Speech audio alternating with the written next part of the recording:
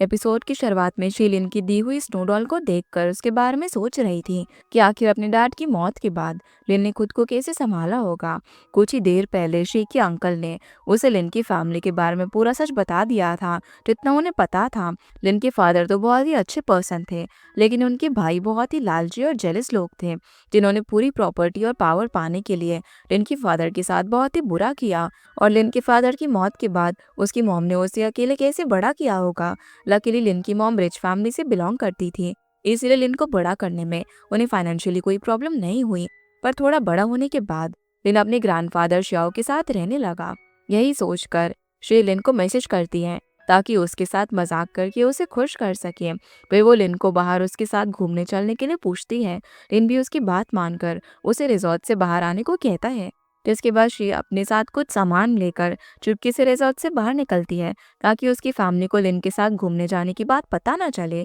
बाहर पहले से ही लिन उसका वेट कर रहा था, जिसे वो अपने साथ लाया हुआ सामान पकड़ा देती है। असल में वो लिन के साथ रेनडियर को खाना खिलाना चाहती थी और फायरवर्क्स भी करना चाहती थी।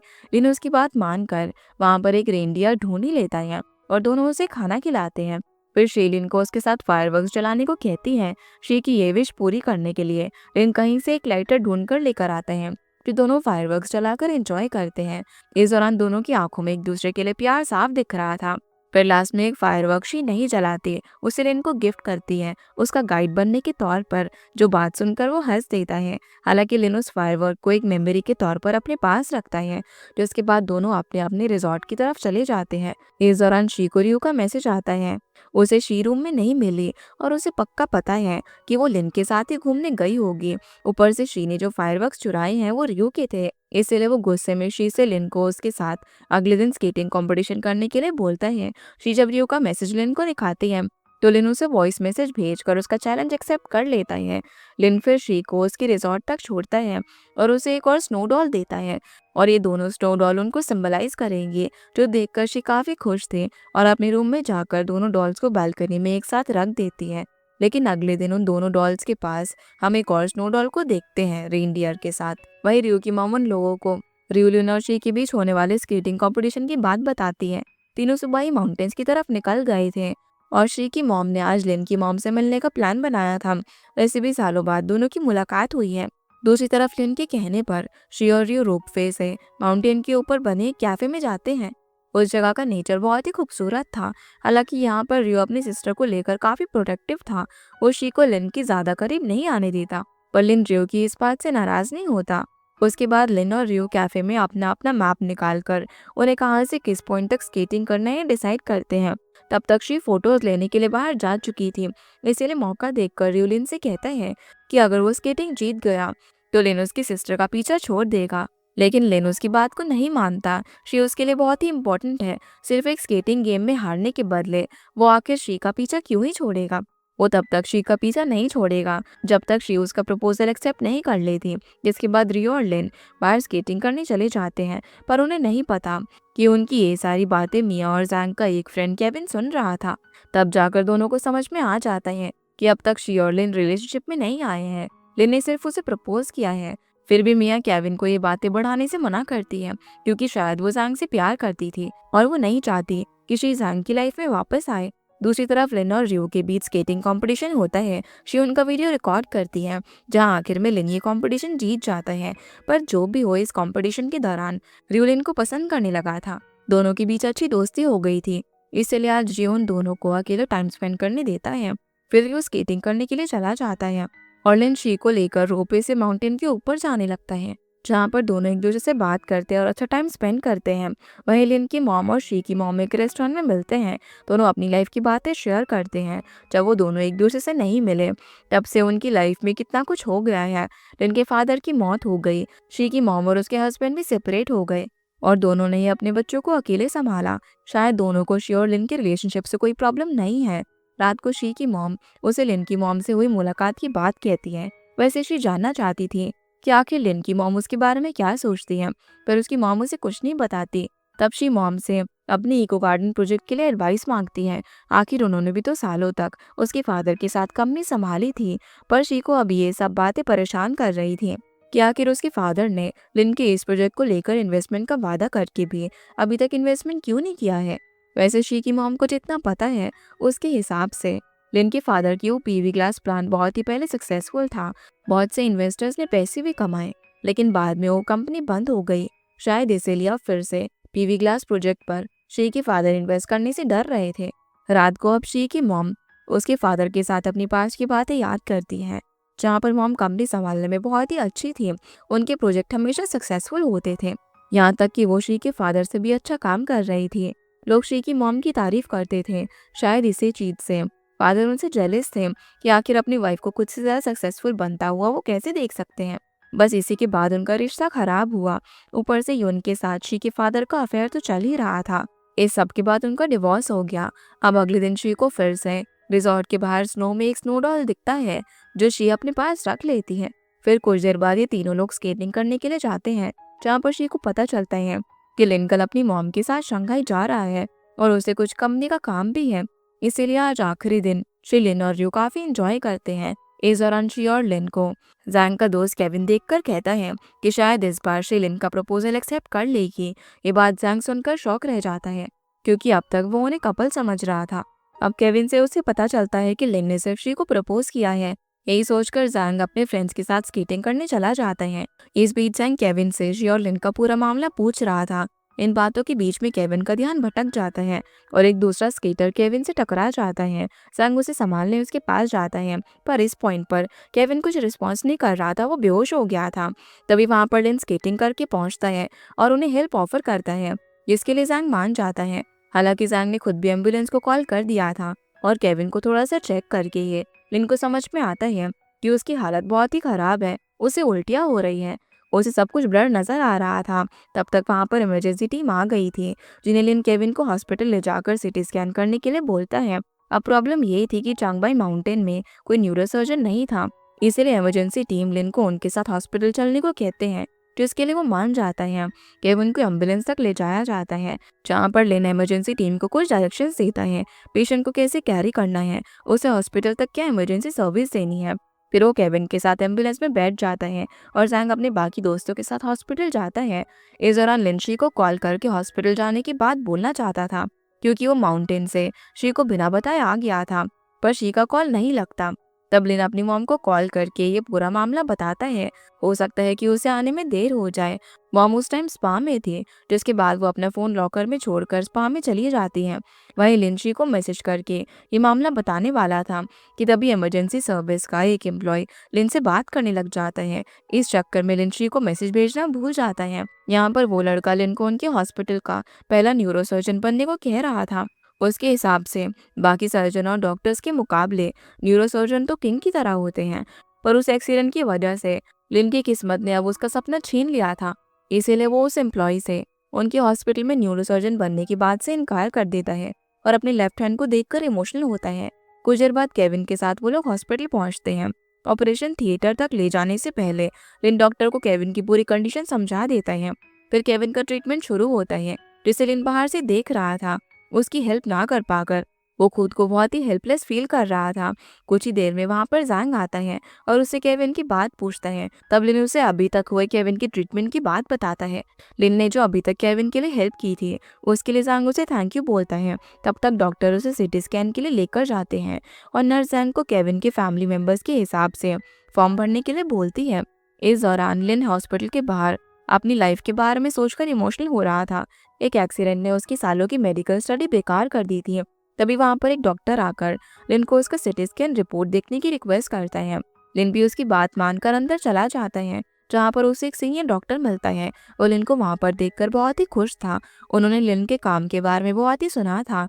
फिर भी इतना सक्सेसफुल न्यूरोसर्जन होने के बाद भी उसने अपना प्रोफेशन क्यों बदला, डॉक्टर समझ नहीं पा रहा था। तब लिन उन्हें अपने एक्सीडेंट की बात बताता है, तो सुनकर डॉक्टर को काफी बुरा लगता है और उनकी ये बात बाहर खड़ा जैंग सुन लेता है। अब जाकर उसे बॉस की बात समझ आई थी कि आखिर लिन ने अपना मेडिकल प्रोफेशन क्यों छोड़ा। वहीं डॉक्टर केविन के लिए लिन की हेल्प मांगता है। उनका हॉस्पिटल बहुत ही छोटा है, यहाँ पर इतनी फैसिलिटीज नहीं है और ना ही कोई न्यूरोसर्जन है। वो लोग फर्स्ट एड देकर केविन को किसी बड़े हॉस्पिटल में न्यूरोसर्जन के पास भेज देते, लेकिन सबसे पास मौजूद हॉस्पिटल का इमरजेंसी रूम पूरा फुल है। मतलब कि केविन को इसी हॉस्पिटल में ठीक करना होगा, नहीं तो उसकी जान जा सकती है। सिटी स्कैन रिपोर्ट के हिसाब से सिटी के बड़े हॉस्पिटल तक ले जाने तक केविन नहीं बचेगा। ये सुनकर लिन डॉक्टर को उसकी सर्जरी के लिए गाइड करने का डिसाइड करता है। लिन के पास उसके सभी सर्टिफिकेट्स उसके फोन पर ही मौजूद थे, तो एक हिसाब से ये सर्जरी इलीगल नहीं है। जैंग भी केविन का दोस्त होने के हिसाब से उन्हें ये सर्जरी करने की परमिशन दे देते हैं। फिर उसकी सर्जरी शुरू होती है और लिन बाहर डॉक्टर के बैकअप के हिसाब से उन्हें गाइड करने के लिए खड़ा था। कुछ इंटरैक्शन उसने पहले से डॉक्टर को दे दिए थे। इस दौरान लिन को अपने पास की सर्जरीज उसके एक्सपीरियंस याद आते हैं। इधर जैंग बाहर केविन के लिए परेशान था। तब तक वहां पर जैंग के बाकी ऑफिस फ्रेंड्स भी आ चुके थे, जिन्हें वो केविन की कंडीशन बताता है। वो सभी उसके लिए परेशान थे। वहीं शी स्केटिंग खत्म करके उसी जगह पर आती है जहाँ लिन से उसकी मिलने की बात हुई थी। वो लिन को कॉल करने का सोचती है, पर उसके फ़ोन में बैटरी नहीं थी। तब शी मार्केट की तरफ जाती है, वहाँ पर कुछ गिफ्ट्स खरीदती है। उसी शॉप में वो अपना फ़ोन भी चार्ज कर लेती है। वहीं पर शी को अपना भाई रियो दिखता है, जिसे वो रोक लेती है और दोनों वहीं एक रेस्टोरेंट में लिन का वेट करने का डिसाइड करते हैं। उन्हें लगा कि लिन आसपास ही होगा, उन्हें बिना पता चले थोड़ी जाएगा। पर बहुत टाइम बीत जाने के बाद भी लिन का पता नहीं था और ना ही वो कॉलर मैसेज का रिप्लाई कर रहा था। अब तो शी टेंशन में आ जाती है। लिन ने कभी उसे ऐसे इग्नोर नहीं किया था। उसी टाइम उन्हें कुछ लोगों से आज हुए स्केटिंग एक्सीडेंट की बात पता चलती है, जो कि केविन के एक्सीडेंट की बात कर रहे थे। इसीलिए शी को लगने लगता है कि कहीं लिन का तो एक्सीडेंट नहीं हो गया। इसी बात का पता लगाने के लिए वो इमरजेंसी रूम में जाती है, जहाँ पर उसे एक नर्स से लिन का स्केटिंग बोर्ड मिलता है और उसे पता चलता है कि उस पेशेंट ने ब्लैक जैकेट पहना हुआ था। अब केविन और लिन दोनों ने आज ब्लैक जैकेट पहना हुआ था। इसी कंफ्यूजन में शी कंफर्म हो जाती है कि एक्सीडेंट जरूर लिन का हुआ है। शी अब उनसे हॉस्पिटल का एड्रेस लेकर वहां के लिए निकल जाती है। इस दौरान शी लिन को लगातार कॉल कर रही थी, पर उसका फोन हॉस्पिटल के लॉकर में था, इसलिए वो उसका कॉल नहीं उठा पाता। तब शी अपनी मॉम को कॉल करके लिन की मॉम को फोन करने के लिए बोलती है, लेकिन वो अभी स्पा में गई हुई थी। उनका फोन भी लॉकर में था। इन सब से शी और रियो काफी टेंशन में आ गए थे। दूसरी तरफ लिन के गाइडेंस में डॉक्टर सक्सेसफुली केविन की सर्जरी कंप्लीट कर देते हैं और बाहर आकर जैंग और बाकी फ्रेंड्स को उसके खतरे से बाहर आने की न्यूज़ देते हैं। इस दौरान लिन को वही टाइम याद आता है जब वो पास में ऑपरेशन के बाद पेशेंट की फैमिली को उसके सही सलामत होने की न्यूज़ देता है, जिससे उसकी फैमिली को काफ़ी खुशी मिलती है। तभी वहां पर शी और रियो भागते हुए आते हैं। शी चिल्लाकर लिन का नाम पुकारती हैं। उसकी आवाज़ सुनकर सभी उसकी तरफ देखते हैं। तो इसके बाद शी लिन के पास आती है और उसे बहुत डांटती है कि आखिर उसे बिना बताए, बिना उसे कॉल और टेक्स्ट का जवाब दिए वो कैसे गायब हो गया। हालांकि शी को उसके लिए इतना फिक्र करते हुए देखकर लिन को खुशी भी होती है। तभी डॉक्टर शी को बताते हैं कि आज लिन की वजह से ही केविन की जान बच पाई है। पर शी समझ नहीं पा रही थी कि आखिर ये केविन कौन है और जैंग वहां पर लिन के साथ क्यों है। तभी जैंग शी को पूरा मामला बताता है, जिसके बाद जैंग के ऑफिस फ्रेंड्स शी और लिन के बीच कुछ बातें होती हैं। वो लोग केविन के ठीक होते ही लिन से उसकी मुलाकात करवाने का प्रॉमिस करते हैं। आखिर उसका भी हक बनता है कि वो लिन को थैंक यू बोले। फिर एक नर्स आकर लिन से उसका फोन नॉनस्टॉप रिंग करने की बात बोलती है। जब लिन जाकर अपना फोन चेक करता है तो उसे वहां पर शी की 15 मिस कॉल्स और मैसेजेस मिलते हैं, जिससे लिन को अंदर से बहुत ही खुशी मिलती है। मतलब कि शी को उसकी फिक्र थी और उसे खोने का डर भी था। हालांकि बाहर से बिना कुछ सोचे समझे लिन को डांटने के लिए गिल्टी फील कर रही थी। तभी शी को उसकी मॉम का कॉल आता है, जिससे उन्हें पता चल जाता है कि लिन ने अपनी मॉम को इस एक्सीडेंट के बारे में और डॉक्टर की हेल्प करने के लिए पहले ही बोल दिया था। फिर शी रियो के साथ थोड़ी देर के लिए बाहर जाती है। जिस दौरान जैंग उसे देख रहा था, पर उससे बात नहीं करता। वहीं डॉक्टर कॉल पर लिन को एक पर्सन से बात करने को कहते हैं। लिन उस पर्सन को पहले से जानता था।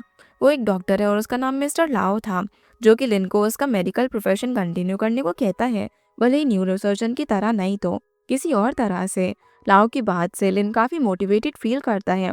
यही बात एक्सीडेंट के बाद एक दूसरे डॉक्टर ने भी उसे कही थी, पर तब लिन इतना डिप्रेस था कि उसने उस डॉक्टर की बात नहीं सुनी। पर लिन शी से जाकर मिलता है, जो कि आप भी थोड़ा सा गुस्से में थी। वो उसे बोलती है कि क्या वो हॉस्पिटल आते दौरान उसे मैसेज नहीं भेज सकता था। अगर लिन उसे इतना ही प्यार करता है तो हर प्रॉब्लम उसे पहले बताने की हिम्मत क्यों नहीं रखता। ये सब बोलकर वो गुस्से में वहां से चली जाती है और लिन से वहां पर खड़ा होकर उसके बारे में सोचता है।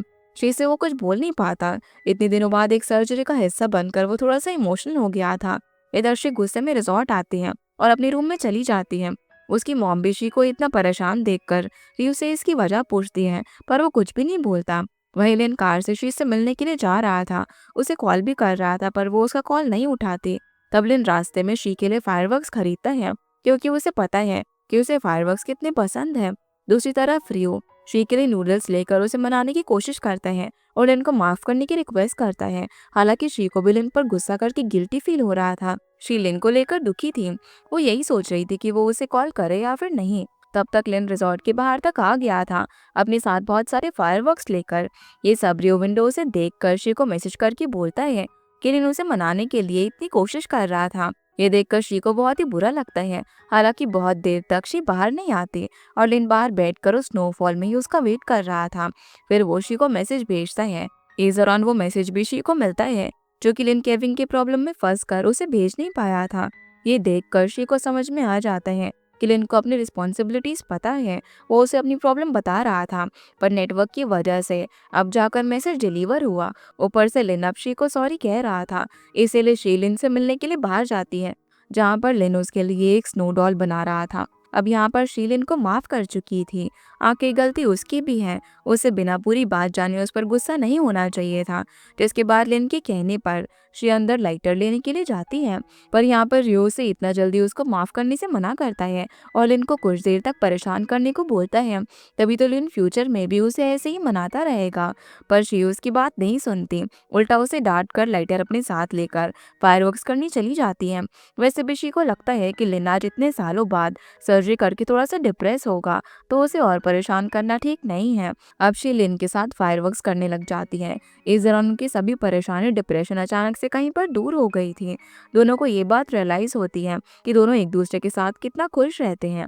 इस दौरान शी लिन को एक फुलझड़ी जलाकर उसे लिन के लिए डेडिकेट करती है, क्योंकि लिन की वजह से केविन को जीने के लिए एक सेकंड चांस मिला था, जो कि हर किसी की किस्मत में नहीं होता। शी की ये बात लिन को बहुत ही मोटिवेट करती है। वही रियो विंडो से उनकी सभी हरकतें देख रहा था। उसके हिसाब से तो उसकी सिस्टर लिन के प्यार में पागल हो चुकी है, उससे ज्यादा देर नाराज तक नहीं हो सकती। पर जब लिन रियो को उनके साथ डिनर पर चलने के लिए आवाज देता है, तो रियो तुरंत ही उसके साथ चलने के लिए तैयार हो जाता है। अपनी इस बात पर रियो को खुद ही शर्म आती है और वो खुद को एक थप्पड़ भी मारता है। फिर डिनर के बाद लिन अपनी मॉम के पास जाता है, जहाँ पर मॉम लिन से उसकी सर्जरी की बात पूछती है। तब वो इमोशनल होकर मॉम को हक कर लेता है। 2 सालों बाद एक सर्जरी का हिस्सा बनना लिन के लिए काफी इमोशनल था, पर उसे इस बात की खुशी थी कि शी उससे प्यार करने लगी है। उसके अचानक गायब होने से शी को सबसे ज्यादा फिक्र रहती है। अब लिन शी को लेकर कंफर्म है कि वो दोनों अपनी लाइफ खुशी से और प्यार से जी सकते हैं। बात करें लिन की मॉम की, तो वो उसकी खुशी में ही खुश है। जिसके बाद लिन अपने रूम में जाकर अपने दोस्त जू को कॉल करता है, जो उसे 2 साल पहले शी से ब्लाइंड डेट पर मिलवाने वाला था। पर उस टाइम जू कहीं ट्रैवल कर रहा था और नेटवर्क बहुत ही स्लो था, इसलिए दोनों के बीच बातें नहीं हो पाती। दूसरी तरफ जैंग अपने ऑफिस के दोस्तों के साथ डिनर कर रहा था। जल्दी उन्हें फिर से ऑफिस ज्वाइन करना था, इसीलिए जैंग केविन के ठीक होने तक यहीं पर रुकने का डिसाइड करता है और बाकी दोस्त वापस से सिटी जाकर ऑफिस ज्वाइन करने का डिसाइड करते हैं। वैसे भी लिन के हिसाब से केविन की जिम्मेदारी उसे लेनी चाहिए, क्योंकि उसी के कहने पर वो सभी चांगबाई माउंटेन आए थे। जैंग को अपने दोस्त के लिए इतना फिक्र करता हुआ देखकर और रिस्पॉन्सिबल बनता हुआ देखकर मिया पूरी तरीके से उसके प्यार में पड़ चुकी थी। यही बात मिया अपनी फ्रेंड के साथ शेयर करती है और शायद वो जल्दी उसे प्रपोज भी करेगी। वही जैंग अपना सामान पैक कर रहा था। इस दौरान उसे केविन की वही बात याद आती है, जब केविन ने उस एक्सीडेंट से पहले बोला था कि शी और लिन अब तक कपल नहीं बने हैं। जैंग फिर से इसी बात को लेकर सोच में पड़ जाता है। विंडो से बाहर देखने पर कुछ ही दूर से उसे शी का रिजॉर्ट दिखता है। अगर वो चाहे तो अभी शी से मिलकर बात कर सकता है। जिसके बाद जैंग अपने होटल से बाहर निकलकर शी के रिजॉर्ट तक जाता है, जहाँ पर उसे शी के साथ बिताए हुए सभी पास्ट के मोमेंट्स याद आते हैं। एक टाइम पर जब वो रियो को ट्यूशन पढ़ाया करता था, तो शी के साथ उसकी काफी अच्छी दोस्ती हो गई थी। कभी कभी वो उसके लिए खाना भी बनाता था, पर आज शी और वो एक दूसरे को किसी अजनबी की तरह इग्नोर करते हैं। लेकिन आज जैंग उसके रिजॉर्ट के बाहर रुककर मैसेज टाइप करता ही है। तभी वो ये सोचकर रुक जाता है कि अभी उनके रिश्ते का कोई फ्यूचर नहीं है। शी उसे भूल चुकी होगी, भले ही वो अभी भी पास में रुककर शी का वेट कर रहा है, पर शी उसके पास वापस नहीं आएगी। बस यही सोचकर जैंग वहां से चला जाता है। वो उससे नहीं मिलता। अगले दिन शी और लिन एक दूसरे की फैमिली को मिलवाते हैं और लिन की फैमिली वापस से शंघाई जाने से पहले शी की फैमिली के साथ घूमने के लिए जाते हैं, जहाँ पर दोनों फैमिलीज एक साथ काफी इंजॉय करते हैं और फोटोज भी लेते हैं। फिर लिन और शी फैमिलीज के लिए कुछ चीजें खरीदने जाते हैं। रियो भी उनके साथ जाना चाहता था, लेकिन उसकी मॉम उसे रोक लेती है। वो लिन और शी को अकेले टाइम स्पेंड करने देना चाहती थी। तभी फ्यूचर में दोनों की शादी होगी। कुछ देर बाद ही दोनों ही खाने की चीजें लेकर अपनी अपनी फैमिलीज को देते हैं। इस दौरान दोनों की फैमिलीज उन्हें चिढ़ा रहे थे, तो इस बात से दोनों काफी एम्बैरस फील करते हैं। पर लिन अपनी फैमिली के साथ शी को बाय बोलकर उनके साथ कुछ बातें करके शंघाई जाने के लिए निकलता है। पर रास्ते में रुककर वो केविन से मिलने हॉस्पिटल जाता है, जहाँ उसकी मुलाकात जैंग से होती है। दोनों एक दूसरे से कुछ बातें करके अपने अपने रास्ते निकल जाते हैं। इधर शी बालकनी में रखे स्नो डॉल्स की फोटो खींच कर लिन को भेजती है, जो कि लिन ने ही इतने दिनों में उसे बना कर दिए थे। उन फोटोज को देखकर वो बहुत ही ज्यादा खुश था। अब शंघाई आने के बाद लिन की मॉम अपने बॉयफ्रेंड के साथ स्विट्जरलैंड चली जाती है और लिन अपने ग्रैंडफादर से मिलने के लिए जाता है, जो कि उससे उसकी मॉम के बारे में पूछते हैं। और इस मंथ को ग्रैंडफादर का बर्थडे है, जिसके लिए वो उसे बुलाते हैं। अब लिन के जाने के बाद शाओ का असिस्टेंट उन्हें उनके बेटे चेंग की वाइफ लीजा की बात कहता है, जो कि लिन की मॉम के बारे में गलत बातें फैला रही है। ये सुनकर शाओ को गुस्सा तो आता है, पर वो इस बारे में कुछ भी नहीं करते। दूसरी तरफ चैंग अपनी वाइफ लीजा को लिन की मॉम के बारे में गलत बातें फैलाने के लिए डांट रहे थे, पर लीजा के मुताबिक उन्हें कंपनी का ओनर बनने के लिए कैपेबल बनना होगा, जो सिर्फ दूसरों को नीचे दिखाकर ही हो सकता है। नहीं तो चैंग में इतना टैलेंट नहीं है कि वो कंपनी का ओनर बन सके। इस बात से गुस्सा होकर चैंग शी के फादर फेंग से मिलने के लिए जाते हैं, जिनके बीच कुछ बातें होती हैं। इस दौरान चैंग उससे उनके फादर के बर्थडे पर उसकी मिस्ट्रेस और दूसरी बेटी को लाने से मना करता है, क्योंकि उनकी वजह से लोग फैंग को चीटर बोलते हैं। चैंग की ये बात उसे बिल्कुल भी पसंद नहीं आती, हालांकि वो इस बारे में कुछ नहीं बोलता। वैसे भी फैंग अपनी बेटी और वाइफ को पार्टी में नहीं लाने वाला था। इसी के साथ हमारा ये एपिसोड यहीं पर खत्म हो जाता है। तो गाइस, ये थी आज की वीडियो एंड होप आप लोगों को ये वीडियो पसंद आई होगी। तो इस वीडियो को लाइक कर चैनल को सब्सक्राइब जरूर कीजिएगा। आपसे फिर मिलते हैं इस ड्रामा के अगले एपिसोड में। तब तक के लिए गुड बाय।